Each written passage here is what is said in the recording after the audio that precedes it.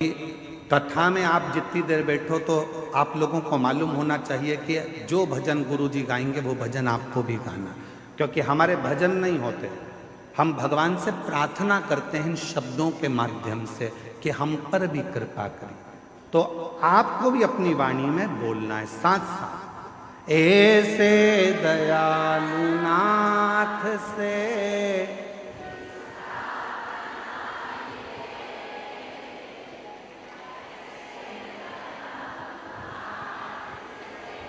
रिश्ता बनाए, मिलता रहेगा आपको जो कुछ भी चाहिए, मिलता रहेगा आपको जो कुछ भी चाहिए। मांगा है भोले वरदान एक ही, मांगा है भोलेनाथ से वरदान एक ही। तेरी दया बनी रहे जब तक है जिंदगी, तेरी दया बनी रहे जब तक है जिंदगी। मांगा है भोलेनाथ से वरदान एक ही। हमें बस एक वर दे दो, अंतिम श्वास तक तेरी कृपा, आखिरी सांस तक तू मिलता है।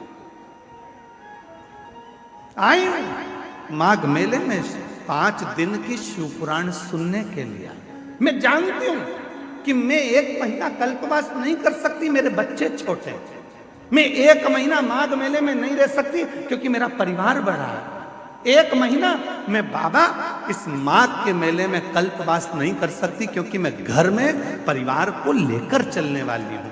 पर बाबा आज विश्वास से कहती हूं, 5 दिन भी अगर मैं इस पंडाल में बैठकर कथा सुनूं तो मेरे भोले बाबा, हे मेरी गंगा मैया, मेरे इस 5 दिन की रात्रि को कल्पवास की 1 महीने की रात्रि मान ले, उतना फल देना मुझको। मैं 5 दिन रहूंगी, 5 दिन तेरा भजन करूंगी और 5 दिन में मुझे विश्वास है तू मुझे खाली नहीं भेजेगा, मेरी झोली खुशियों से भरकर भेज देगा। मेरा विश्वास है, मेरा भरोसा है।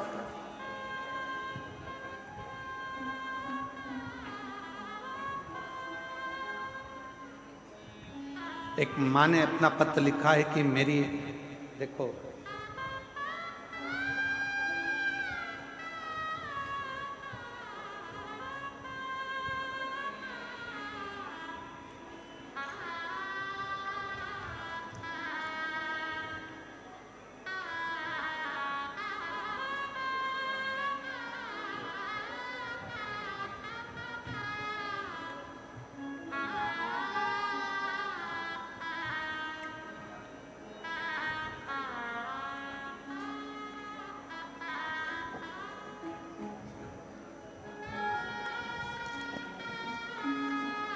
मेरा नाम नूतन सोनी है, मैं फतेहपुर जिले से आई हूँ। कहीं बैठी हो नूतन जी, आप ही हैं? ऐसा हाथ हिला दो एक बार, हाँ ऐसा हाथ हिलाओ, ठीक है। आइए आइए, एक बेलपत्र लेकर जाओ।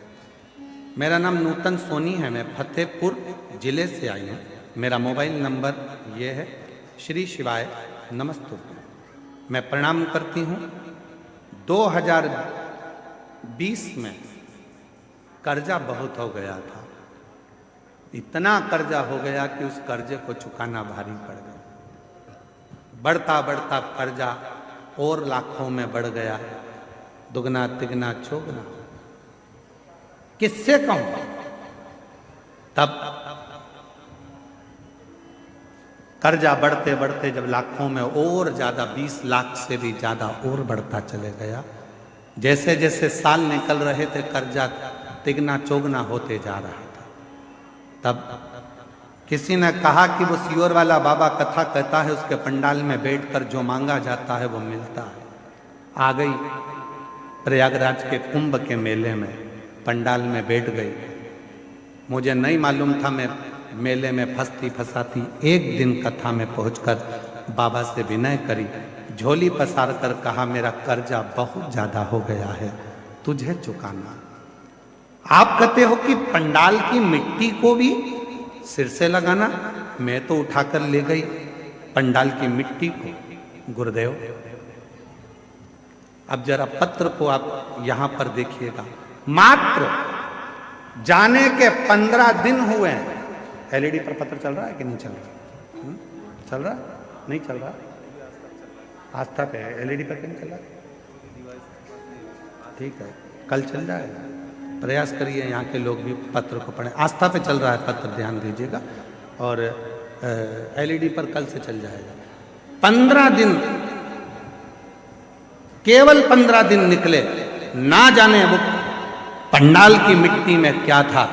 और 15 दिन के बाद मेरा धीरे धीरे कर कर 20-20 लाख का कर्जा मेरे बाबा ने जो चुकाना चालू करा, आज मैं पूरे कर्जे से मुक्त होकर बाबा की कथा को सुनने के लिए पंडाल में बैठी हूं। ये शिव की लीला। आज एक भी कर्जा मेरे माथे पर नहीं, एक कर्जा मेरे मस्तक पर नहीं।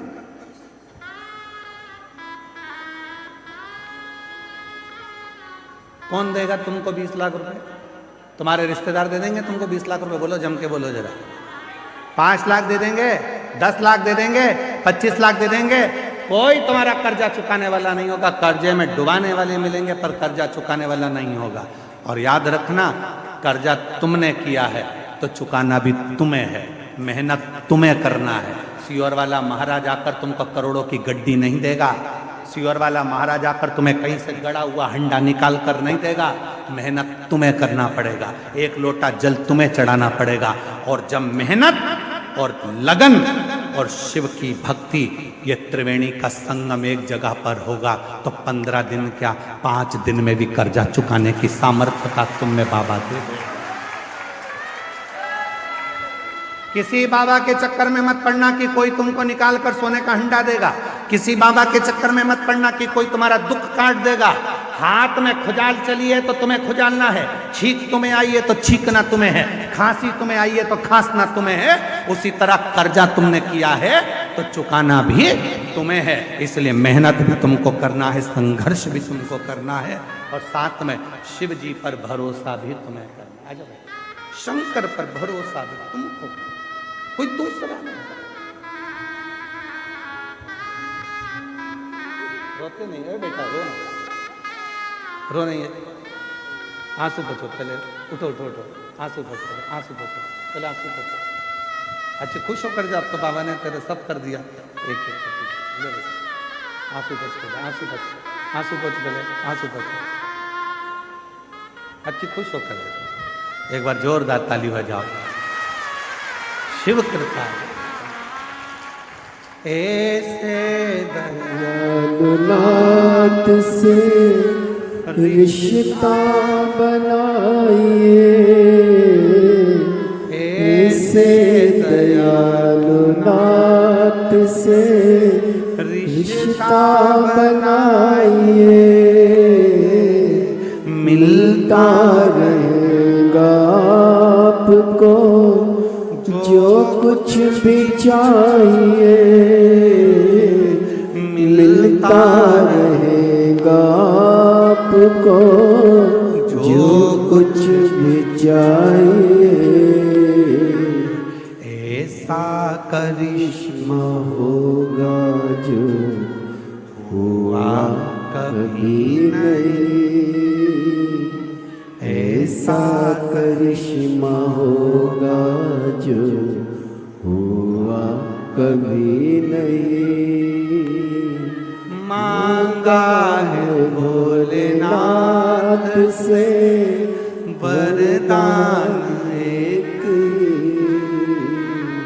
मांगा है शंभुनाथ से वरदान वरदान एक ही।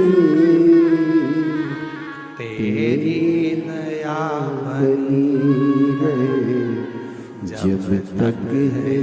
जिंदगी तेरी कृपा बनी रहे जब तक है जिंदगी। ये जीवन है।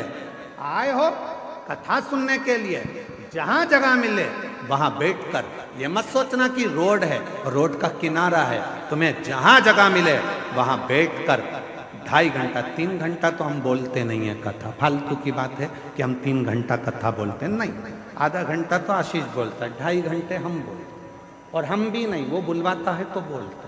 2.5 घंटे की कथा में जितनी देर बैठो उतनी देर आप उस बाबा से अपने मन की लगन को जोड़ने का प्रयास करना। ये सोचना सियोर वाला बाबा कथा नहीं कह रहा, गंगा के घाट पर, त्रिवेणी के घाट पर मेरा ओघड़ दानी कुबेरेश्वर महादेव तुम्हारी झोली भरने के लिए आया है और भर कर जाएगा। इस विश्वास के साथ कथा को श्रवण दे देगा, क्या ना देगा। किसकी सामर्थ्यता होगी? ये पत्र में लिख रही है वो बहन कि 15 दिन नहीं लगे और 15 दिन में मेरे लाखों लाखों का कर्जा चुका दिया। किसकी सामर्थ्यता होगी? कौन दे देगा लाखा? कौन सामर्थ्यता?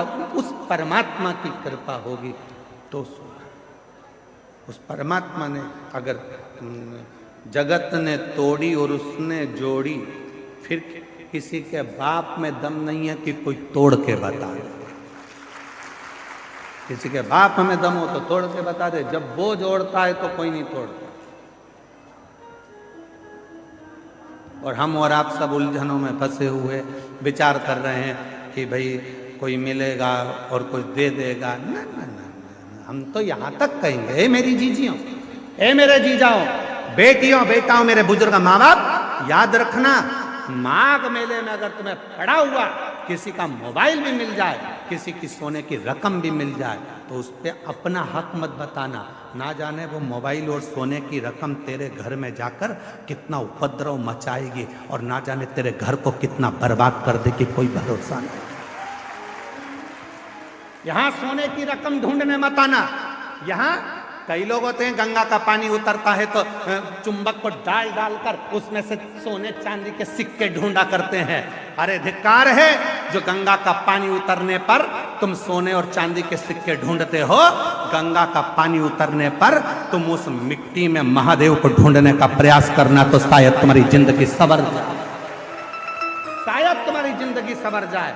शिव महापुराण की कथा कहती है, जिस तालाब का जल कम होता है, जिस कुएं का जल कम होता है, जिस नदी का जल कम होता है, जिस सरोवर का जल कम होता है, वहां की मिट्टी को लाकर जब पार्थिव लिंग का निर्माण कर कर पूजन किया जाता है, तो उस नदी का जल स्तर जितना बड़ा होता है, उस नदी में जितना पानी पहले भरा होता है, उतना भंडार भोलेनाथ उसके घर में भरना चालू कर देते हैं। ये हमारा शास्त्र प्रमाण है। शिव को बनाने के लिए उसमें से मिट्टी ढूंढो, और तुम क्या ढूंढ रहे हो? चुंबक डाल के पैसा, चुंबक डाल के सिक्का, और लगे कितने हाथ में? 100, 200, 500, 1000, 2000, 1 लाख, 1.5 लाख रुपए हाथ में लगे होंगे। इससे ज्यादा क्या लगेंगे? 2 लाख लगे होंगे, इससे ज्यादा क्या लगेंगे? पर यदि उसमें से जब नदी का स्तर नीचे जा रहा था, कुएं का पानी कम हो रहा था, तालाब का पानी कम हो रहा था, जलाशय का पानी कम हो रहा था, उस समय पर वहां की मिट्टी को लाकर पार्थिव का निर्माण करते, शिवलिंग बनाकर उसकी पूजन कर कर विसर्जन कर देते, तो नदी पूर्व में जितनी भरी हुई थी उतना भंडार मेरा भोलेनाथ तेरे घर का भर देते। ये हमारा शास्त्र का है। एक बार हमने ये कथा पहले कही है, तो किसी ने पूछा, क्यों गुरुजी, उस मिट्टी में ऐसा क्या हो जाता है कि भगवान शंकर जितना उस नदी में पानी भराता है उतना भगवान उसका घर का भंडार भर देता है, उस नदी में ऐसा क्या हो जाता है, उसकी मिट्टी में ऐसा क्या हो जाता है? तो शिव महापुराण की कथा में आता है, कृष्णेश्वर महादेव की कथा, 12 ज्योतिर्लिंग में से 12वां ज्योतिर्लिंग। सुधर्म नाम के ब्राह्मण की 2 धर्म पत्नी थी, घूष्मा और सुदेहा।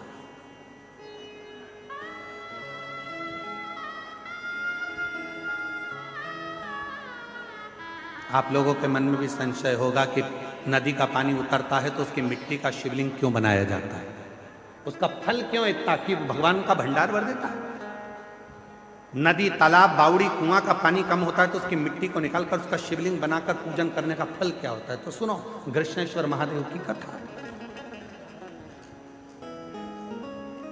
सुधर्म नाम के ब्राह्मण की 2 धर्म पत्नियां थी, सुदेहा, घुष्म, 2। सुदेहा के घर में संतान नहीं है और घुष्मा के घर में एक बेटे ने जन्म लिया। बेटे ने जन्म लिया तो सुदेहा का मुख उतर गया, मेरे गर्भ से औलाद नहीं हुई, और घुष्मा को औलाद हो गई।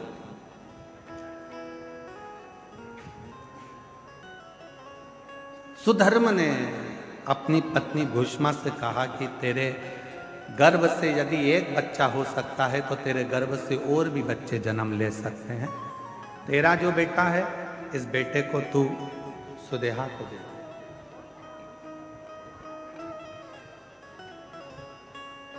इस बेटे को तू सुदेहा को दे दे। सुदेहा को, हाँ ठीक है। उत्सव रखा बड़ा भारी और घुष्मा ने अपने बेटे को सुदेहा की गोद में दे दिया। अब घुष्मा का बेटा नहीं, अब सुदेहा का बेटा।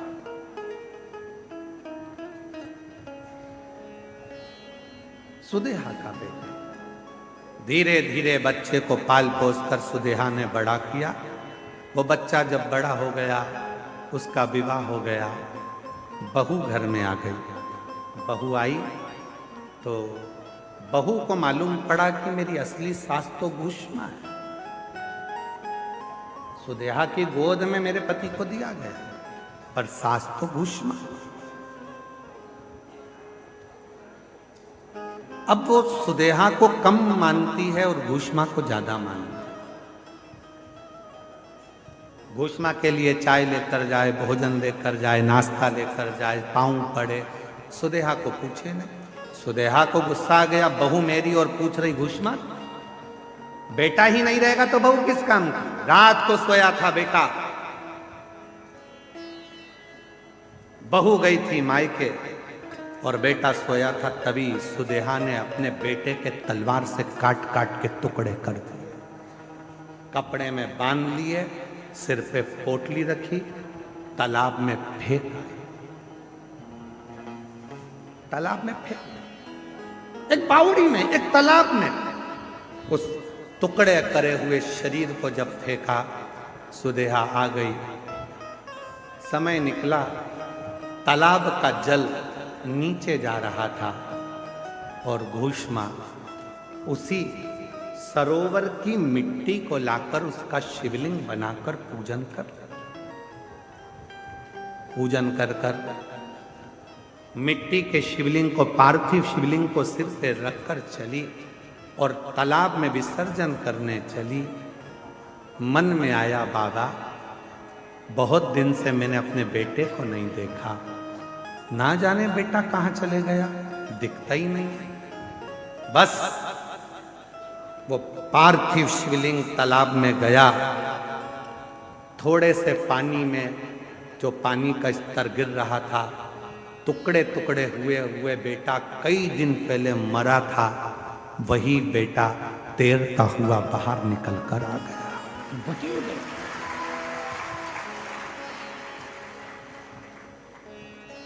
चीख पड़ी, मेरा बेटा और पानी में। मां से गले लगा, बेटा तू पानी में कैसे आ गया? पता नहीं, पर अंदर कोई बाबा था। दोनों पति पत्नी ने मेरी बहुत सेवा की। घुष्मा ने आवाज लगाकर कहा, बाबा मैं जानती हूं कोई दूसरा बाबा नहीं आ सकता, बाबा तो मेरा महादेव ही होगा। बाबा आओ दर्शन तो दो। तब मेरे भोलेनाथ निकल कर बाहर आए और कहा, घुष्मा जिस सरोवर में ना जाने कितने पार्थिव शिवलिंगों का निर्माण होकर विसर्जन हुआ। वो मिट्टी इस सरोवर में जमती चली गई और उसी मिट्टी के भाग से तूने मेरे शिवलिंग का निर्माण करा। तो जितने जितने पार्थिव लोगों ने पूर्व में बनाए थे उन सब का कण कण मिलकर तूने मेरी आराधना करी, तो तेरा मरा हुआ बेटा भी जिंदा तुझे प्राप्त हो, जिंदा प्राप्त हो गया। बाबा, मेरा मन है कि आप इस भूमि पर निवास करो। शिव जी ने कहा तथास्तु, मैं तेरे नाम से, कृष्णेश्वर महादेव के नाम से 12वें ज्योतिर्लिंग के रूप में इस पृथ्वी पर विराजमान।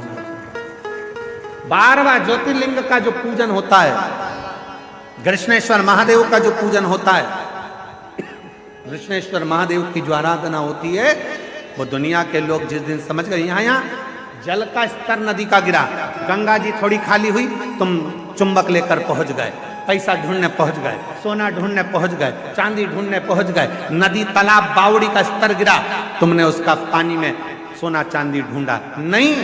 जैसे ही नदी तालाब बावड़ी का पानी नीचे आए, उसकी मिट्टी को लाकर एक बार पार्थिव शिवलिंग का पूजन करो और आराधना करो। जैसे तेरी नदी का जल बढ़ता है, खूब बढ़ता है, ऐसे मेरे घर में भंडार भरना, सौभाग्य बढ़ना, संतान बढ़ना, वैभव बढ़ाना, तू कृपा करना। जैसे कृष्णेश्वर पर, भूषणा पर तूने करुणा करी, वैसे मुझ पर कृपा करना। वो करेगा, पर हम उल्टे हैं, हम पैसा ढूंढ रहे हैं।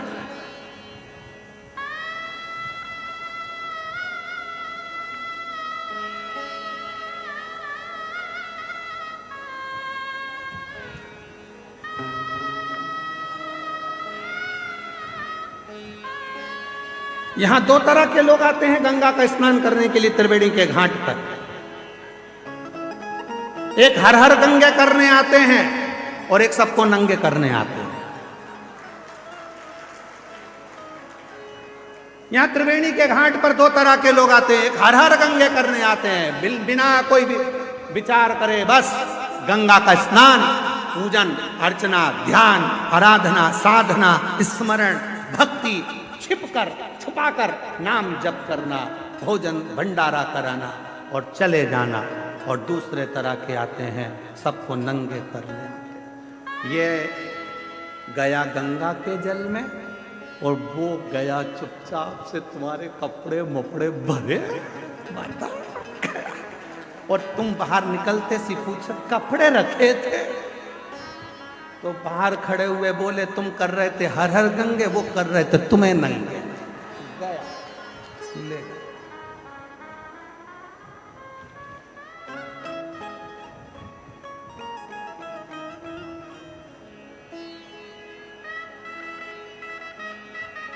एक चतुर व्यक्ति होता है, गंगा नहाने से पहले अपने कपड़े अपने पहचान वालों को देकर जाता है। बोलो रे, जल्दी से बोलो, सही है कि गलत है? अरे बोलो जम के, भैया संभालना, भैया संभालना, भैया संभालना। अभी आया नहा के, पहचान वाले को देकर जाता है कि इसको संभालना, नहीं तो लोग मैं हर हर गंगे करूं और लोग मुझे नंगे कर दें, इसलिए तू इसको संभाल लेना। उसी तरह बस चतुरता तुम में होना चाहिए। जिस समय पर भगवान शंकर के इस प्रयागराज के मेले में आओ, उस समय पर महादेव को अपना पूरा भार सौंप कर आना, तू संभाल लेना। नहीं तो लोग तो नंगा करने में लगे हैं, मैं हर हर गंगे करूं और लोग कुछ करें, तू संभाल लेना। तेरे भरोसे आया, तेरे, मैं किसी और के सहारे नहीं, भरोसे नहीं। मेरा तू ही तो हमदर्द जिसे हर दर्द कहता, मेरा तू ही तो हमदर्द है जिसे हर दर्द कहता। दुनिया के आगे प्रभु चुपचाप में दुनिया के आगे प्रभु चुपचाप मैं रहता हूँ। मेरा तू ही तो हमदर्द जिसे हर दर्द कहता हूँ। मेरा तो हमदर्द है जिसे हर दर्द कहता हूँ। तू संभालना मेरे बाबा दया। मैं तेरे भरोसे हूँ। बाबा जी, हमारे शिव भक्त ऐसे हैं, आधी कथा तो हम बाजते हैं, आधी ये बाजते हैं। हमको ज्यादा मेहनत नहीं करना पड़ती। मेरे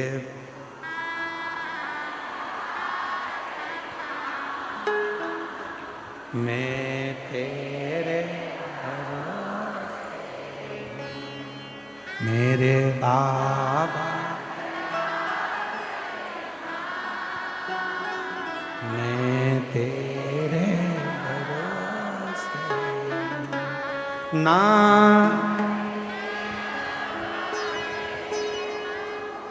ना परिवार के भरोसे हूँ, ना घर के भरोसे हूँ, ना परिवार के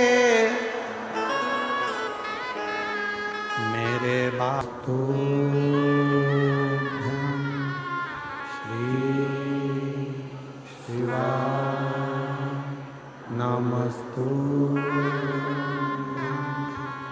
श्री शिवा नमस्तु भोला सब दुख का